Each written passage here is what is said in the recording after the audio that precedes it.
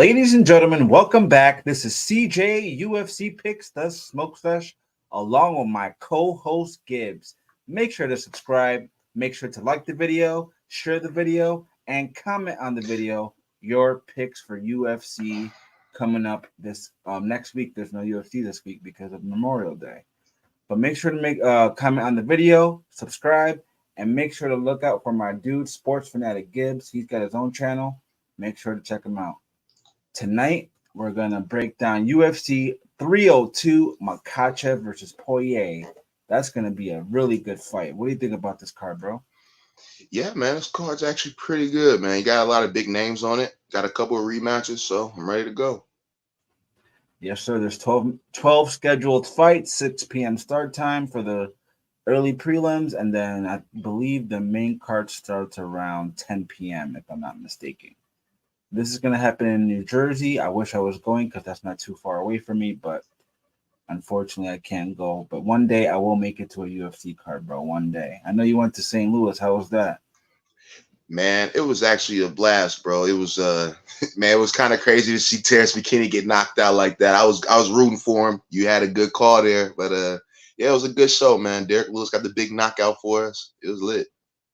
Let's go. Yes, sir. We called that correct. And speaking of calling things correct, let's go over what happened last week for UFC Vegas Fight Night 92, Barbosa versus Murphy. All right, let's share the screen real quick. Give me 1 second, guys.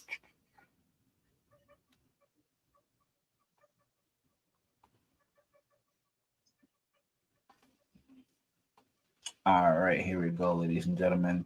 First fight of the night. I called it. I called it on my breakdown video. Little Monster, Vanessa Demopoulos going over Emily Ducote via decision. Plus 300. Cashed beautifully for me, bro. What about you? Yeah, man. So you and me aligned here. I played her straight. I played her in a parlay. I have Vanessa Demopoulos in a parlay with by decision at plus 80, 4 plus 480, excuse me, and it was amazing. So, hey, man, we'll take it. Let's go. Next fight, guys, got the pick correct. Ailin Haley beating Cleton Rodriguez. That was a close fight. Could have gone either way, in my opinion. What do you think? Yeah, I definitely had Ailin Haley winning, and I did not have Ailin, so congratulations there. I definitely knew there was a world Ailin could win, and it happened. All right, next pick, guys. This would have been correct, but unfortunately, it was a disqualification due to headbutts. Piera Rodriguez losing to Ariane Carnelosi by disqualification due to headbutts, which I think was kind of an Oscar performance by Ariane Carnelosi. What do you think? Yeah, I definitely thought that she was milking it on the floor, but you know, we clearly heard Mark Smith say, "Watch your head," and then she did it again. I was so close to putting. I had bet Piera Rodriguez, then I cashed it out. So I was really happy that I did that. So yeah, she's an idiot, and here we're on to the next one now. The next one, guys, Magomed beating Warley Alves by decision. I had him by KO. I thought Warley Alves was going to get knocked out, but still got the pick correct, so still good. What do you think about this fight? Yeah, man. So this is actually one of those fights where I thought. So I forgot what I had bet. I thought that I had this fight to not go to distance, but this fight actually, I had a boost Magomedov, so I'm just upset. But then I'm like, oh shit, I had a boost. That was easy, man. You knew the younger guy was gonna win. And Warley Alves, man, he just had one round in him. That was it. Next fight, guys, got the pick correct. Melissa Gatto going over Tamires Vidal, which I think Vidal is not UFC caliber whatsoever. I think she should get cut, to be honest, bro. What do you think? Yeah, man, I actually had the same method of victory for you as you. I had Gatto by submission, and she ended up getting a TKO, man. Punched her in the titty, and she went down. Next fight, guys. Omar Sy thought he was going to get the knockout, but he got the submission in the very first round. Very easy. I give Tukos credit, though, because he came up on very short notice.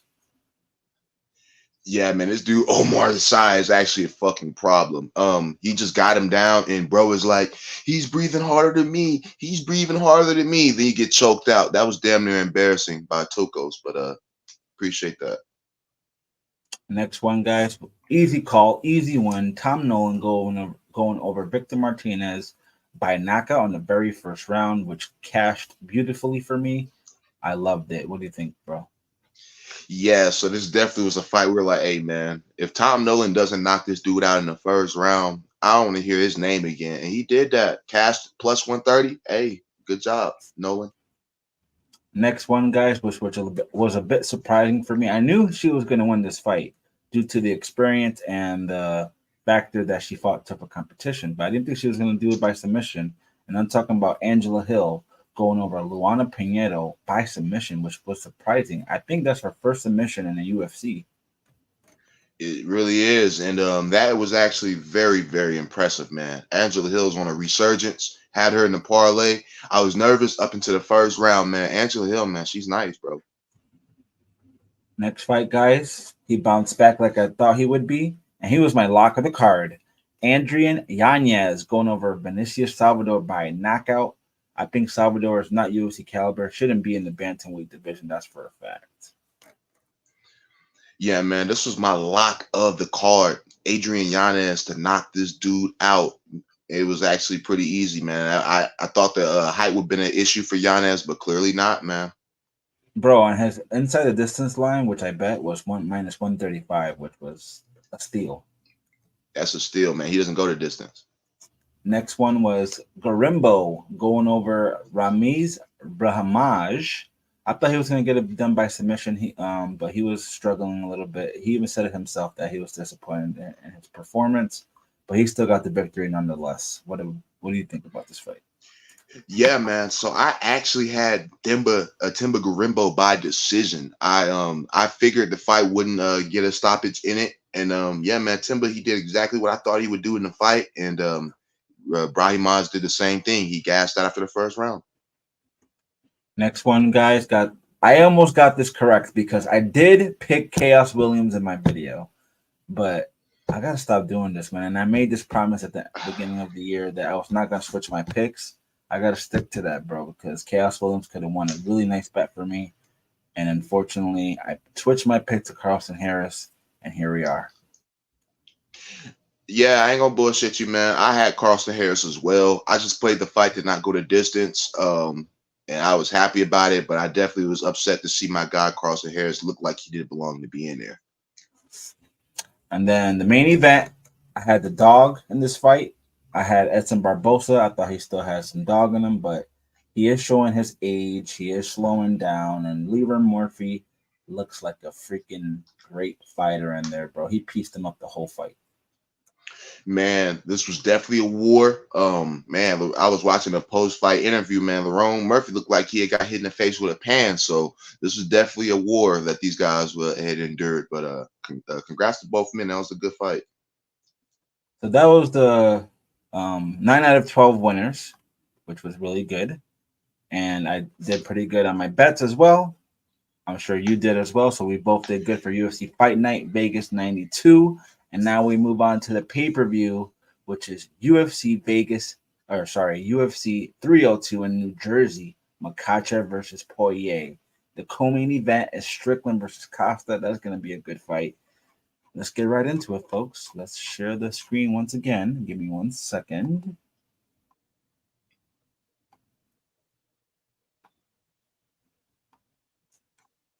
All right, guys, let's get right into it. The first fight of the night, scheduled in the men's flyweight division, we have Naya Yargal Tumendurbol versus André Lima.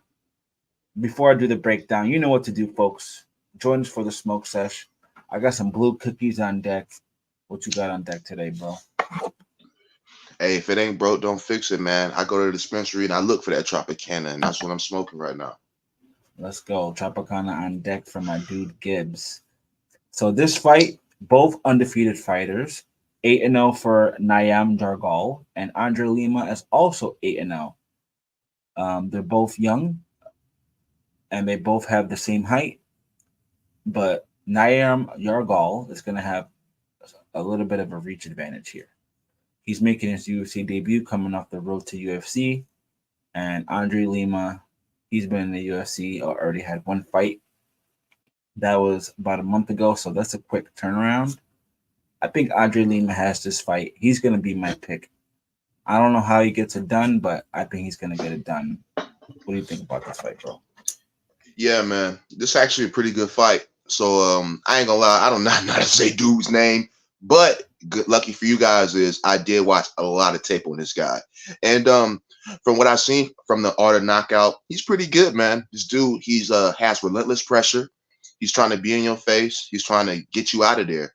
He does have solid wrestling, and he's a guy who was trying to get the fight done early. André Lima, a guy who just got bit in his last fight by Igor Severino, and he retained his O in that.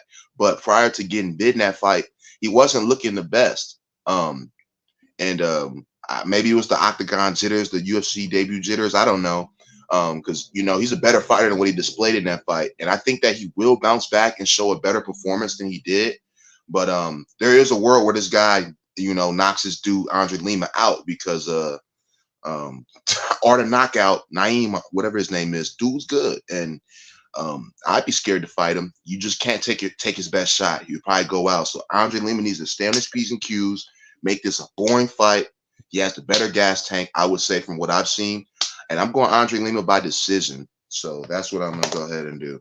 And yeah, so we're gonna slide to the next one. And I'm over here damn near unprepared because I don't got it on my screen. But next up, we got Ailin Perez versus Joselyne Edwards, and this is gonna be a good one, man, because you got Joselyne Edwards, a girl who, I would say she's just trying to find the big moments in her fights, bro. Like, I just feel like Edwards, she's been unimpressive. Like, the one win that I've been impressed with her was the Lucy Padalova. That was the only fight in the UFC that I've been impressed with her.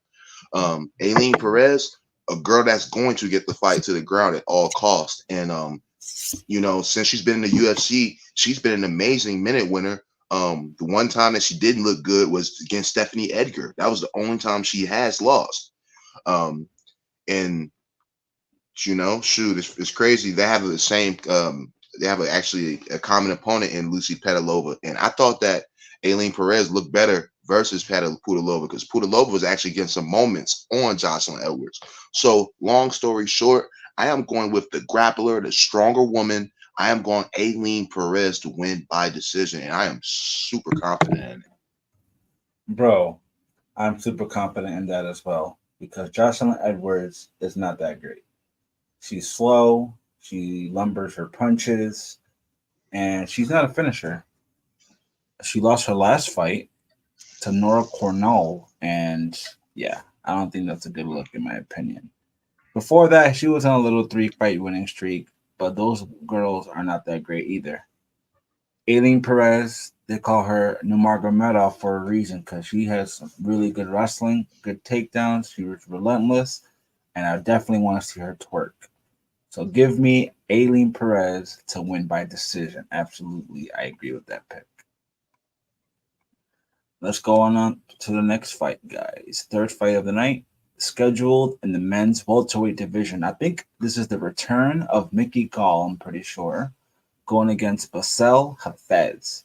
Mickey Gall, 7-5, 32 years old. Bassil Hafez, he is 8-4, 32 years old. Mickey Gall, he hasn't fought in the UFC for 2 years, and he lost to Mike Malott in his last UFC fight. Before that, he lost to Alex Morono. His last UFC one came almost 3 years ago. That's a long time, bro. Bassil Hafez, he's not a bad fighter. He's pretty aggressive. He's got decent striking, decent pace. But he did lose his last fight to Jack Della in a split decision, which is not a bad loss because Jack Della is a future title contender. And I think Bassil Hafez is probably going to be a lock here, bro. I think he's going to win this fight easily. And I got him by knockout. What do you think? Yeah, man, I definitely think Hafez is going to get it done. You got a guy, Mickey Gall, that's just not volatile. He could knock my nephew out, bro. This dude has no knockouts to his record. He's 0-2 to the knockout. And you got a guy, Hafez, man.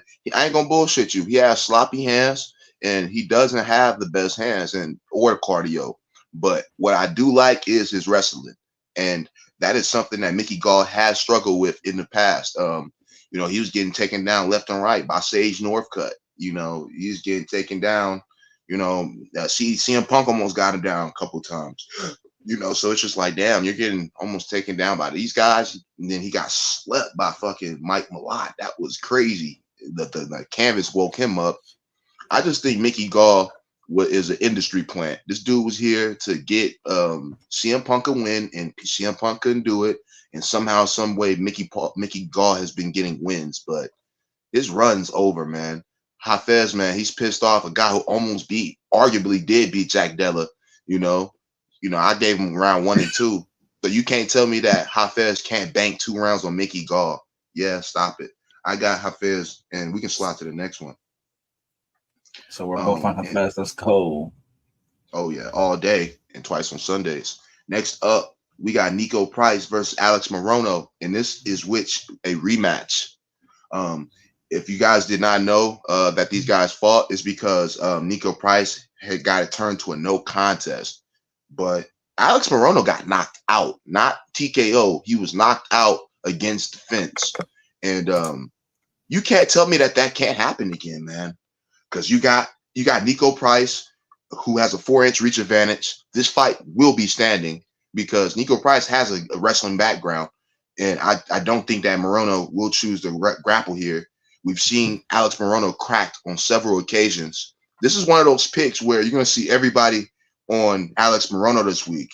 I'm going Niko Price, man. I got to go Niko Price. I know the corpse of Niko Price is like, what the fuck? How are you picking Niko Price here, man, in this spot? But this fight will be standing. Niko Price hits like a truck, and Alex Morono's been knocked out, in which he's been knocked out by this man. I know rematches usually tend to not go the same way, and I will hedge this ticket because I already played Niko Price earlier in this week. That may sound crazy to you guys, but when the props come out, I will have Alex Morono by decision because I don't see him getting a stoppage in this fight. If someone's getting knocked out, it will be Alex Morono. I got Niko Price TKO. I just don't think Niko Price is the same fighter that he was back then when he fought Alex Morono for the first time. He's slowed down. He's a little bit older. He's almost 35 years old, and he's on a 2-fight losing streak. Both of these guys are UFC veterans. They fought everyone that you can think of. And I like both of these guys. I like Niko Price, and I like Alex Morono. I just like Alex Morono better. I think he's got better boxing, better output, and better cardio. Niko Price slows down throughout the fight, but he's gritty as hell, and he's got that dog in him. So I'm staying away from this fight betting wise. Might bet the over if they give us the over 1.5, but I doubt it. Give me Alex Morono to win this fight, probably by decision. Next fight, guys. Let's go on up to the next fight. Scheduled in the men's welterweight division, we got Phil Rowe versus Jake Matthews. This is a banger. This is a sneaky banger fight right here, in my opinion. Phil Rowe, he's 10-4, 33 years old. Jake Matthews, he's 19-7, 29 years old. And Phil Rowe is my dog of the card this week, guys. He's my dog of the card. I think he has potential to win this fight. He was on a 3-fight winning streak before his last loss. His last loss was to Neil Magny, a UFC veteran. And I think Neil Magny can do the same thing to Jake Matthews. I think Jake Matthews is a little bit overrated, in my opinion. He lost to Michael Morales, but he's undefeated and he's an up-and-coming star. He won against Darius Flowers, and he lost to Matthew Semmelsberger by decision, which is a little bit questionable to me. So he's win-loss, win-loss, win-loss. Wishy-washy fighter, and I do not like betting on wishy-washy fighters. So give me the dog in this fight, Phil Rowe, to win by decision. What do you think, bro? Yeah, man. Like our guy CJ said, man, this fight is going to be a banger. And I'm actually rolling with Jake Matthews here. And let me tell y'all why. So, one thing I will say is Phil Rowe, he has an 8-inch reach advantage here. And if you just look at that from paper, that's scary. But a guy in Phil Rowe, man, sometimes my biggest critic on him is he doesn't use his range.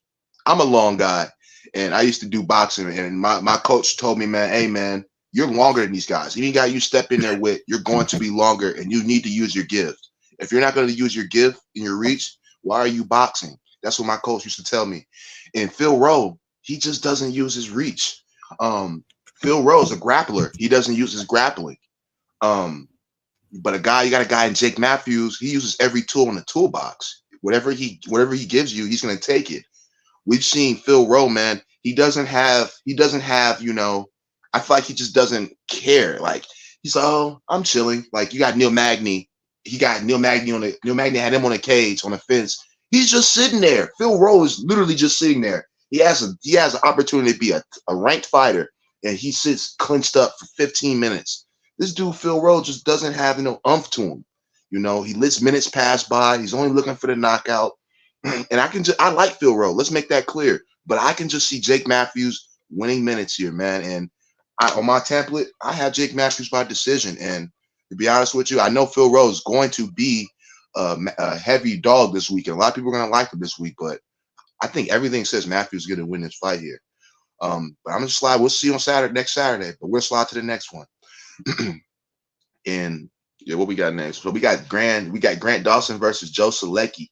And as I pull this up, man, you got a good fight here because you got two grapplers, two guys that are definitely trying to get the fight to the ground, and they're trying to make their presence known. This is a very interesting fight because you got two guys that got knocked out in their last fight. You got Joe Solecki, who had Jakar Close in the armbar. He got slammed on his head. And you had Grant Dawson coming in as a minus. He was a 425 favorite, and then he lost. He literally lost to Body King Green in the first 16 seconds off a jab. So, you know, that was alarming, you know, like a jab. But lucky for him is in this fight, he will not have to worry about getting knocked out by a jab because you got a guy in Joe Solecki, you know, that could knock an ant out. This dude is soft. I like Joe Solecki. He's a solid grappler. I thought he lost to Alex Da Silva, you know, but they gave him the decision, you know. So this is a guy that's just been sliding by. But prior to the knockout from Bobby Green and Grant Dawson, he's been looking good. So I be able to get his game off. What's up? You back? Your camera went off for a minute. Yeah, that was weird. Can you hear me? Yeah. So I just think in this fight, Grant Dawson, man, he's just gonna be able to get his game off, bro. I just feel like he's gonna be instilling his game plan, getting Joe Solecki to the ground. Because you've seen Jakar Close had him on the ground and he was going for arm bars. I don't think he's gonna be going for arm bars now if he gets slammed on his head. So Grant Dawson, baby, all day. Grant Dawson all day. You said everything that I was gonna say. I think Grant Dawson has better ground game by a mile. This is a big step up for Joe Solecki, bro. Because keep in mind, Grant Dawson top 15. Joe Solecki never fought anyone in the top 15. So give me Grant Dawson all day to win this fight. It might be my lock, to be honest. Next fight on the card, scheduled prelim fight. And this is going to be another banger right here. This is a good matchmaking, in my opinion. Roman Kopylov versus César Almeida or César Almeida. Roman Kopylov, 12-3. He's 33 years old, minus 135 favorite. César Almeida, undefeated at 5-0. He is 36 years old, and he's a plus 115 underdog. I like that line for Roman Kopylov. I think he's the more powerful fighter. I think he's going to throw more output. This is a big step up in competition for César because Roman Kopylov definitely fought the tougher competition, has more experience in the UFC, and just more experience overall. He's a tough Russian bastard. César Almeida, though, he's undefeated, and he's not a bad fighter. The only thing that worries me about César is his age, bro. He started off late in the MMA career. So I like Roman Kopylov. I think he's the better kickboxer in this fight, and I think he's got more power in his hands. Hey, man. My boy CJ said César Almeida is not a better kickboxer than Roman Kopylov. He said that Kopylov is more powerful. What? Yep. Hey, man. I got a rude awakening for you, bro. Kopylov get knocked out next week, bro. That shit crazy. Man, you got a guy in César Almeida. Man, this dude This dude's gonna stalk you at all time. When you're on the feet with this dude, Cesar Almeida, you're on the feet with Cesar Almeida. You're not on the feet with Kopylov. And that's gonna be the difference in this fight, man. Cesar Almeida is, yeah, you're right. Roman Kopylov is a kickboxer. He wasn't no glory kickboxer though. This is the glory kickboxer. This the real deal. This dude, when it comes to kickboxing, Roman Kopylov is generic. The only reason why Kopylov is a big favorite like this is because, you know, he has all these knockouts. But who is he knocking out? He's not even a big favorite though. He's minus 135. He started out at minus 180 and the line's dwindling. So that's steep. That's steep against Cesar Almeida. I played Cesar. I got Cesar Almeida at plus 150, bro. So, you know, this line definitely dwindled. And the reason why is because Cesar Almeida is the better fighter, bro. Straight up. I ain't gonna lie to y'all.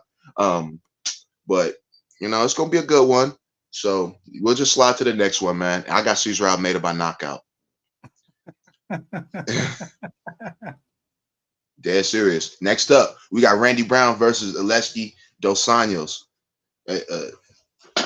So in this one, man, this is gonna be a good one because we got age definitely playing a factor here. I feel like Randy Brown, man, a guy who definitely been balling lately, man. He had knocked out Muslim Salikov. He made that look easy. And then he's coming off a nice little win. Well, I would say it was a good win. I mean, he's also fighting an older guy now. And so Randy Brown has definitely been around the block. But sometimes my thing with him is, you know, maybe he fights a little bit too close. Like sometimes he fights to the level of his opponents. And sometimes I'm not a fan of that. But I do think in this fight, he's going to win because, you know, he is the more active fighter. And I think that fight, yeah, it was a draw. That fight versus Nurmagomedov, Bekhabar, I forgot his name, versus Zaleski. I felt like that fight was close. So I just got Randy Brown, man. I feel like he's going to outpoint, bro. And yeah, man, I think Randy Brown, he could be a good parlay piece this week. We'll see. What you think, bro? I think this is going to be a close fight, to be honest, bro. I really do. Elizeu Zaleski, he's a sleeper fighter, bro. A lot of people underestimate him, but he's actually pretty good. But my pick is Randy Brown to win this fight. He's going to have a huge height advantage and a huge reach advantage. And I think that's going to come into play in this fight. Because Randy Brown got decent hands. I mean, his power is decent. He can knock people out, but he's not a finisher. He's more of a point fighter, more of a decision fighter. And I think that's what's going to happen in this fight. I think Elizeu Zaleski is going to have his moment, but I don't think that's going to be enough to win him here. So give me Randy Brown to win by decision. Might even bet him. You're right, bro. He is a good parlay piece, but I might be sweating it a little bit. Next fight, guys. This is going to be a heavyweight fight between Jailton Almeida versus Alexandr Romanov. Jailton Almeida, 20-3, 32 years old. He's a minus 300 favorite. Alexandr Romanov, 17-2, and he's 33 years old, plus 240 underdog. I think this fight is going to be dominant for Jailton Almeida, bro. Because Romanov, he's slow. He looks like not in shape to fight, in my opinion. He used to be a beast, but I don't know what happened, bro. Jailton Almeida is a wrestling monster. He's going to take this fight to the ground and cement this dude, bro. That's what I think is going to happen. Yeah, man. I ain't going to bullshit y'all. This fight probably won't be competitive, man. On either whoever wins it is not going to be competitive. And I definitely think Jailton Almeida is going to put this dude on his shoulder blades and beat his ass. Submission, I could see a submission, but, you know, we've seen Alexandr Romanov just give a TKO up to Volkov. So that scares me into believing that Jailton Almeida is going to ground and pound this kid. We are getting Alexandr Romanov as a plus 240 underdog, and this is the first time he's been a dog, so that's very interesting. So we'll see with that, but I am going Jailton Almeida by TKO. Okay, I like that. Okay, on God. And next up, this is the fight that I didn't even know existed until like 2 days ago. And we got Michał Oleksiejczuk versus Kevin Holland. And this is a bad matchup for Michał Oleksiejczuk because you got the long guy, Kevin Holland, who uses his weapons and who uses his range. Yeah, man. Everybody's going to be a little bit low on Kevin Holland, but that was MVP. I predicted MVP to do that. You know, that was MVP to, you know, I appreciate that, bro. You know, and a lot of people I've been seeing a lot of people talking shit on Holland, saying Holland's washed. But I think it was more of a thing that MVP was good, you know what I mean? And I think that Kevin Holland is gonna bounce back here. You can't tell me Kevin Holland is gonna lose 3 fights in a row. It's not happening. It's not happening. Man. I don't know, man. I just think he's not that good as I thought he was. I don't know. He doesn't use all his tools. Yeah. What tools that he doesn't use that you what tools that he doesn't use that you wanted him to use? Grappling, wrestling, he can do it. And he's not submitted Chiesa. He likes to stay on the ground and sometimes he likes to get into brawls, and Michael Oleksiejczuk can crack, bro. He can crack. And he can knock people out. That's what I think is gonna happen here, bro. I think they're gonna get into a war, and Kevin Holland's gonna get caught, bro. I really do think that's gonna happen. Something tells me that's gonna happen. Let's just go over the records real quick, just to see. Watch. Knockout and Treaty, knockout Cody Brundage, knockout Sam Alvey. Right, that's 3 knockouts. But look who's knocking out. I know, but Kevin Holland got knocked out by Santiago Ponzinibbio. No, he knocked him out. Oh yeah, sorry. By Stephen Thompson, and he's mad old, bro. And he just retired. Come on, bro. Hey, but you picked Holland versus Page. I did, because I thought he was gonna bounce back and use his grappling and shit, but he didn't. And he got dominated in that fight. He's not that good as I thought he was, bro. I'm gonna have to fade you here, bro.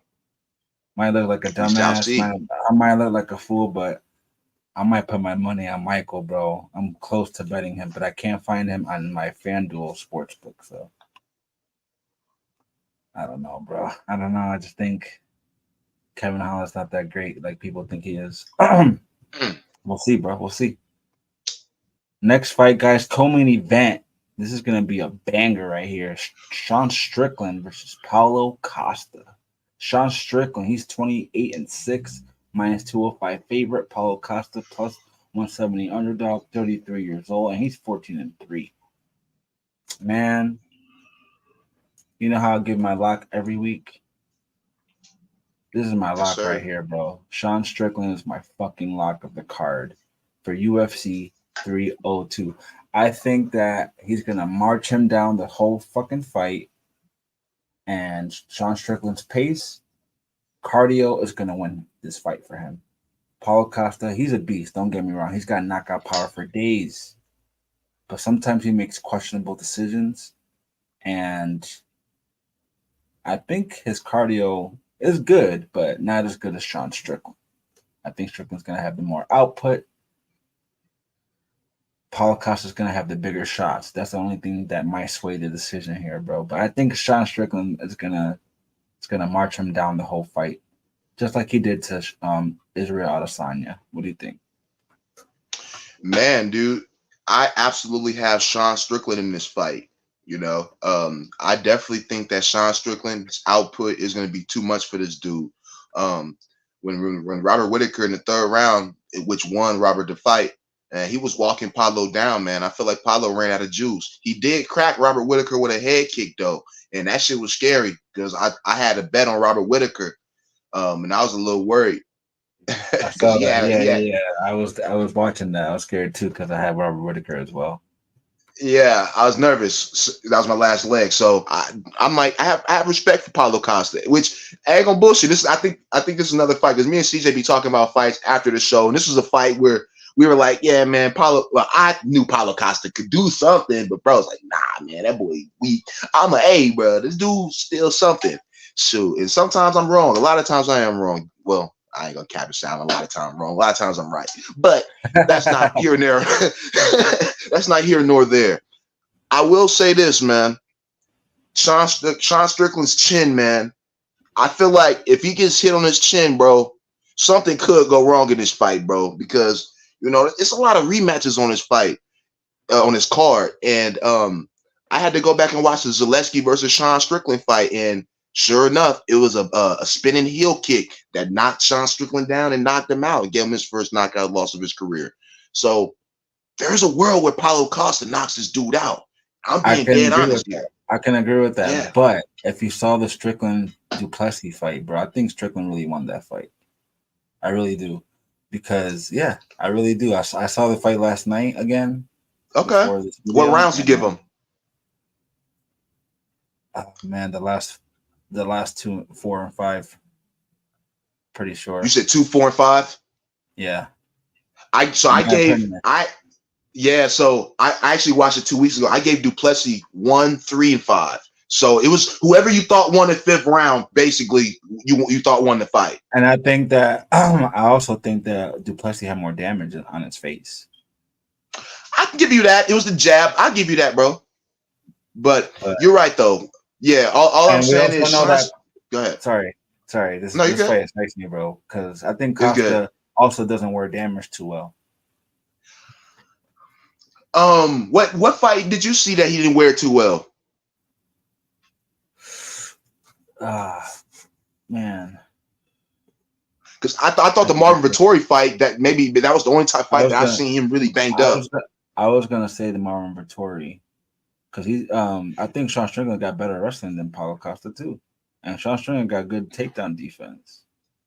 Yeah, it's gonna be a good one. Yeah, my thing is like if Sean Strickland's gonna be in his face, he's giving Paulo Costas a lot of opportunity. Like, because I mean that's the reason why everybody thought Izzy was gonna knock Sean Strickland out. So did I, because if you're gonna be in Izzy's face, he's gonna clip you. Glory kickboxer and Alex Perez did the same thing. So I think that's what scares me. Styles make fights, guys. So Paulo Costa, man, you can't tell me this dude Paulo Costa is not hungry for a win. So that's just my thing. So we're gonna slide to the next one though, and we got the main event of the evening, and that is Islam Makhachev versus Dustin Poirier for the undisputed lightweight championship. But maybe one day Islam will get there up to 205.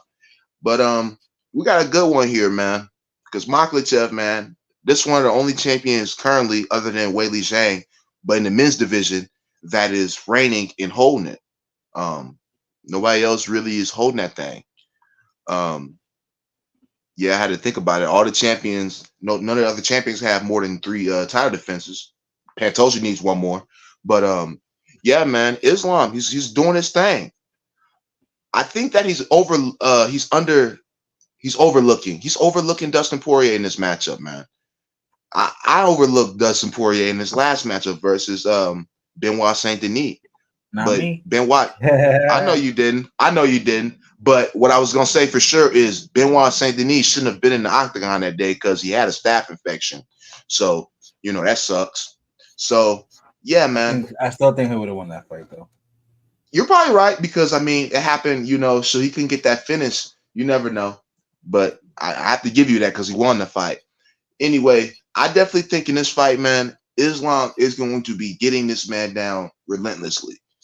And I do think that on the feet, it's Dustin Poirier, whether you want to agree with it or not, man, because I knew that it was on the feet, it was Dustin Poirier, but I just didn't think that Benoit would be willing to trade with him that long, I guess, because in the second round, he just wasn't going for takedowns. And if Islam isn't going for takedowns in this fight, Dustin Poirier can catch this dude. I'm dead serious when I say that. I'm saying that with a straight face. Like, I've seen, after going to a UFC event, bro, watching that shit live, bro, anything can happen in that octagon. And just take my word. If Islam stays on the feet too long with Dustin Poirier, that Chris boxing, he could catch him because Adrian Martins, he knocked Islam out. Islam is not undefeated. Islam's been knocked out. So he's been on a fucking tear. You can't keep winning fights. You know what I mean? Like eventually some bad shit happens, in the octagon, you stay there too long. I'm going Islam Makhachev in this fight, but minus 500. Is my 520 that I'm looking at. Minus 520 is cap. So I got Islam. What you got, bro? I'm going Islam as well, bro. I love Dustin Poirier. He's one of my favorite fighters currently in the UFC. He's not my favorite, but he's one of my favorites.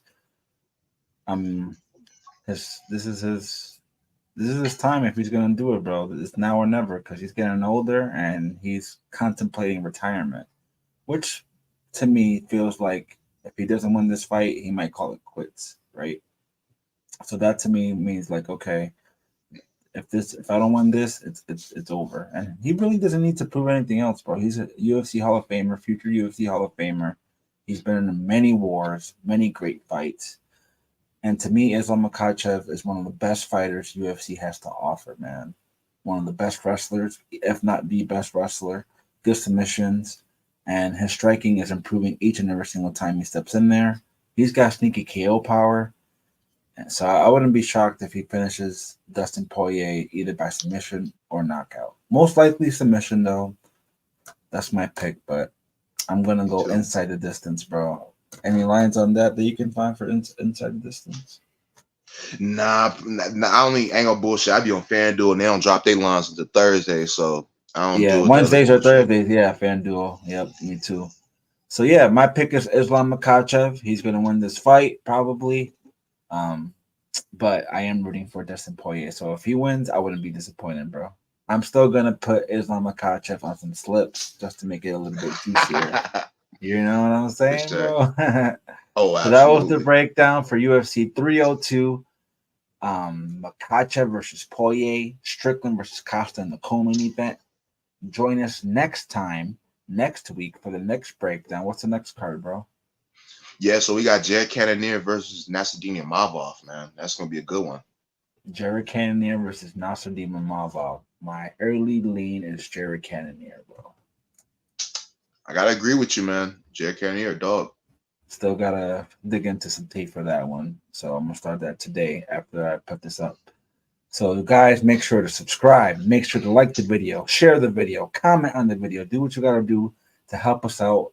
Let's go. 700 subscribers. We're almost there. Any last words, Gibbs? Yeah, man. Like bro said, leave a comment. Do not critique us on a pick if you're not gonna drop a pick or drop some picks. You can't critique us if you ain't dropping nothing.